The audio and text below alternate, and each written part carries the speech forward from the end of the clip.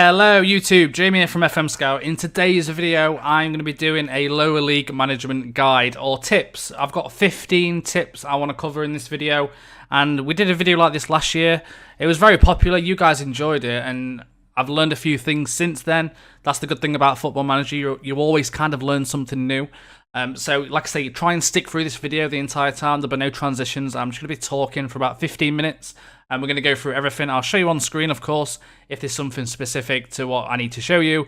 But yeah, let's get right into it. Okay, the first thing I want to talk about, which is probably the most important thing in lower league management, is loans. Now, you have to heavily rely on loans throughout your time on Football Manager as a lower league club because, you know, most of these loans doesn't really cost you much money in regards to bonuses, that type of stuff, and you essentially get depending on the percent that you pay the club, you get hardly anything, so you don't have to spend any money on some of these players. And the best way to get loans, these are my personal opinions, there is other ways to do this, of course, but my personal opinion is team reports. Now, I've done many videos on team reports before.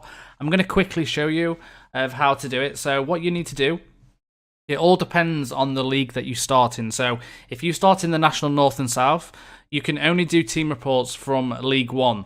Okay, if you start in the National League, which we're in now, you can do team reports from the Championship. If you're in League 2, you can then do team reports from the Premier League downwards. Obviously, if you're in League 1 or the Championship, you can also do the Premier League. But if you're like a National North or South team and try and do a team report for the Premier League, you just won't get anything back. And this is something that got introduced about 2 years ago. Before, if you was in the National North and South, you could kind of get loans from Man United as like really young 17-year-olds, but you can't do that anymore. So that is the new thing. So all you need to do, obviously we're in the National League, so I'm just going to show you, sorry, we're in the National North. So I'm just going to get a team report on a team in League 1. Let's just do, I don't know, let's just do Lincoln City. So you right click and press get team report. We'll also do Portsmouth as well. So another thing is, the more scouts you have, the quicker this process becomes. So what I tend to do is I tend to use a lot of scouts. So we'll come more onto the staffing levels and stuff like that, and a little bit later on. That is on the list to talk about today. But I usually get to about 2 to 3 scouts when I'm in the National North and South. Okay, so once you right click that team and press get team report, you'll obviously do every single team in that league. That's the idea, right? And you'll get a lot. You'll probably get 3 a day if you've got 3 scouts. If you've got 4 scouts, you do 4 a day. But essentially, the quicker you can get these in at the start, the quicker you can get the best players in. So obviously, these players will leave. So you'll get this message right here saying Portsmouth Scouting Report. Once you get that message, go straight into your scouting centre. And you'll see this message right here. Petar Durin could be a possible loan target from Portsmouth. Of course, it's only gave me 1 player from Portsmouth. But again, these type of players are very, very good. And you can obviously limit it by potential, by ability, whatever you want to do it by. Obviously, again, you'll get list of players if you've got it, and there's so much to pick from. And a lot of these, doing the loan reports this way, you know, it shows you players that you wouldn't usually find in the loan market via the players tab, and that has been proven. So that is tip number 1. Okay, on tip number 2 now is short contracts. So another thing that I like to do in lower league saves is offer short contracts, because you just don't know what's going to happen. I mean, if you're 100% confident this guy can be in your club for the next 2 to 3 years, then yes, offer him a 3-year contract. If you seriously believe he's that good, if you get 3 promotions and he's still with you, great. But you know, some of the not so good players who's just kind of with you to do a job, don't give them 3-year contracts. The way you can do this is by lowering, obviously, the contracts out. Again, some players won't be happy with that, and some players will require a non-promotion release clause and stuff like that. So some players you do have to give 2 years.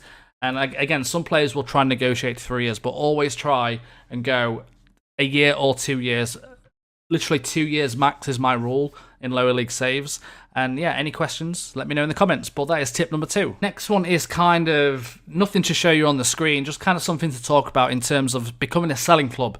So nobody at lower league management is irreplaceable. If you've got players like Ronaldo, Messi, Neymar, them type of players are irreplaceable. But there's a vast majority, there's thousands and thousands of players out there that could join you. So, you know, players like this, if you get even a 10k bid for somebody, you know, sell that player. You've got opportunity to make money, and you've also got opportunity to bring in someone, if not better than that player. So don't hold on to players for the sake of it, and just kind of sell them if you need to. Become a selling club. The next one is about getting a senior affiliate. So this really, really helps in the lower leagues. Not only does it give you probably 100k a year, it also gives you the opportunity to loan players without paying any wages. Now, wages on loan players are becoming more and more apparent, that you do have to start paying towards loans. What I've noticed on the beta so far anyway.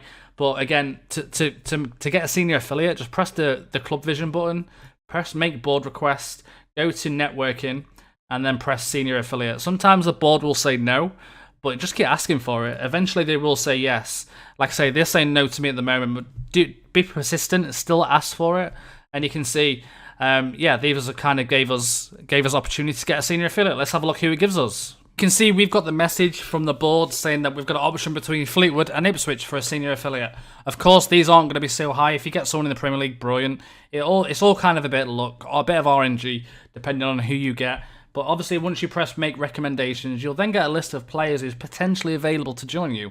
And these players who, you know, this prize back, who's probably on £500 a week, instead of paying the £500 a week, you won't pay anything.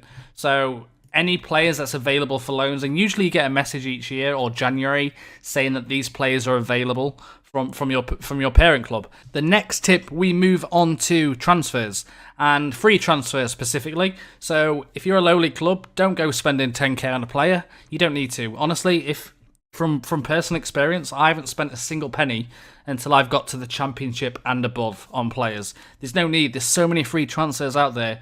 You can build a team purely around free transfers. The reason, the way to find these though is it can be quite tricky, obviously. So I've got a little tip that I use. I've uploaded my filters to fmscout.com. The link is in the description. So install the filters. Once you download it, you'll get two files, staff and players. Copy the files from the WinRAR, put them in your Sports Interactive document folder under filters, and then go to your player search, press on new search, and then you'll see the little cog here. Press manage filters, press import, and you'll see the filters just there. Press player filters, press load, and press OK. So what that will do, that will load all the player roles that I've created manually. Yes, it took a while. So if I'm looking for example a advanced forward on attack, so you obviously you load it up just like this. Now that is showing you all the advanced all the player attributes for a good advanced forward. Now of course that is set at 15, which is really high for the National North. So you just need to kind of pull this down a little bit. Of course you need to also press interested in transfer as well. Don't forget that one. Don't get excited when you see Salah come up like I just did then. So just come down a little bit. So the further you go down, of course, more players will come up. So you can see right here, there's a Cameroonian who's at Leeds. Another thing, these are obviously showing the players that's interested. And also, I've just noticed it's showing the players that are at clubs. What you also want to do is, of course, set another tab, another condition under contract status expired. So that's the main thing. At the bottom, it will show you contract status is expired. You can also do this at the end of the season as well, when contracts are expiring from the 1st of June. Just look on the 1st of June and set this to expiring in 1 month. Or if you want to look a little bit earlier and you want to do it in February, look at expiring in 3 months, March, etc. So that's the way to do it. So let's just look at contracts expired. If we go down, you can see there's a big difference between 9. There's no players who's got all 9s in them attributes we're looking for. If we go to 8, you can see there's quite a few. And there's quite a few good players on there. There's even a guy from Afghanistan. So, you know, there's a lot of players to look at. And again, not all of them will be. So we are looking for advanced forward, of course. So a lot of them, like for example, the Simon Heslop is a box-to-box midfielder, but he's got the stats for advanced forward. So you can always just press the position and look like that if you wanted to. That will obviously filter down kind of the strikers for you. So there's like George Danier there, who's of course got very good stats for that type, for that role of advanced forward. That's the way to look for it. And just have a look through some players. You'll definitely find some good players. Obviously, as you rise up the leagues, you can start removing the contracts expired, start looking for some wonder kids, stuff like that. I found so many players using these filters in this way that I want to share it with you guys. So the next one is offering trials and not offering or not doing scout reports. And a good way to do this is, of course, you just right-click the player and offer a trial. Scout reports can take to a week to come through, whereas we're going to get some trials in now and just show you what the difference is, essentially. So we're just going to go with all these for trials. We're going to go transfer, offer trial. You can then decide how long you want to trial these players for. Bear in mind that trials cannot play in league games. They can play in friendlies, so you get a better idea of, if they're a free agent, they aren't playing any games, so you can't scout them properly. So you get them on trial for 2 weeks, get them playing in some friendlies, arrange some friendlies around them, have them all playing, see who plays well, see who impresses, see who looks amazing, and then go from there. But we're just going to get these on trial. I'll be back in a second. Okay, guys, so we've got these players on trial, and you can notice they're very good. Actually, these players are in my shortlist video, which should have come out like a few days ago when this video comes out. So don't get confused why they're all 4.5 stars. The players that I found for this league. So yeah, once they're on trial, you can obviously see the stars. Anything you can see that's with whatever you get in a scout report, essentially. The only plus side is I don't know if it does cost you to bring them in on trial. I know obviously sending my scouts to Bulgaria, to Holland, to Italy, Spain, and Bosnia is going to cost money. Whether it costs the money for the players to come to the club as a trial, I don't think. Obviously, like I say, the main thing is saving money, and a lot of people say to trial. So I've always trialed, but again, I don't know if it does cost you anything. I'll have to maybe look into that. If you know, let me know in the comments if you know if it does cost you when you trial. But like I say, obviously, we know it costs you when you send a scout out to another country. So you can't really afford to do that in the lower leagues. So that's the main thing. And obviously you can play them in friendlies, like I said, and then obviously go from there. And another tip is versatility. So when you're looking at players, you want to keep your squad as small as possible. So you want to try and bring some players who can play in a few positions. As an example, you've got a player right here, Iman Griffith. This guy can play all along the top line and a centre midfielder. This is a perfect player for lower league saves. So this guy can almost play everywhere. And just try and look for some players rather than buying so many players. Like, my general rule of thumb is 2 players per position, but in the lower league saves, it's just so hard to do that because you just haven't got the money to do it. So try and bring some players in who can play a few positions. That will massively help you out over the period of the season. And again, it will save you a lot of money, which is what all lower leagues are about. Another thing to notice, or another thing to go off, is try and look at quality over potential. If you see a player who's 5-star potential, it doesn't really mean a lot in the lower leagues. I mean, if you get a regen come through your youth intake and it's 5-star, it makes you get excited, but the true fact of it is this player's probably only going to be good enough for League 2 or League 1. So don't go off potential too much. Potential is just based on potential is just based on the potential ability of your whole squad, which at this stage is very, very low. So try not to sign players for their potential. So if a player's half a star but has got 5-star potential, don't bother. Seriously, just don't bother, because by the time you haven't got the facilities to train him, and you won't get anything from him. You're looking for ability, you're looking to rise the leagues. That's mission number 1. It's not, again, just don't bother buying players with 5-star potential. If they've got good current ability and good potential, example, Maurizio Shaper, 4-star ability, 5-star potential, players like that are fine, just not if they're 1-star and they're not going to get into your team, but you're buying them because they've got a 5-star potential. Just try and ignore that if you can. Another thing is your facilities. Try not to focus on your facilities too much, especially stuff like youth recruitment. A lot of people don't know that youth recruitment actually costs a lot of money to run. So youth recruitment is basically how, when you get a youth intake, how big the scope is that they look for the players. So obviously basic youth might just look for people around York, as an example. Extensive youth will look for people all over the world. You haven't got the facilities to do that. You haven't got the staff to do that. So, and it does cost a lot of money. I believe it costs about £2 million a year to run extensive youth. So you don't have £2 million a year. You're not going to make £2 million a year from it. So just don't focus on your youth recruitment too much. Again, training facilities and youth facilities, let the board do it.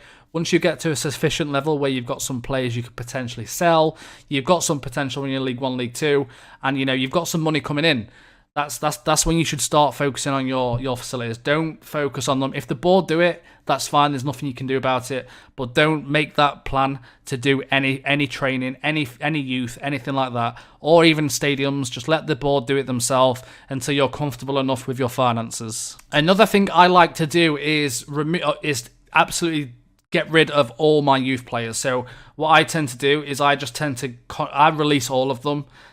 You will have to pay £150,000 in comp, but if you think about how much you're paying, you just have to kind of work it out. It depends on how much they're on. So if you're going to keep this player for the entire year and you're paying them £120 a week for 12 months, you know, if it's cheaper to keep them in the club, keep them. If there's some players or you've got loads of players, just get rid of them because you just don't need them. But that is another tip that a lot of people do on lower league saves, is remove or get rid of all their youth players. Another important thing about lower league saves is your staffing level. Now, staffing really annoys me, I'm not going to lie.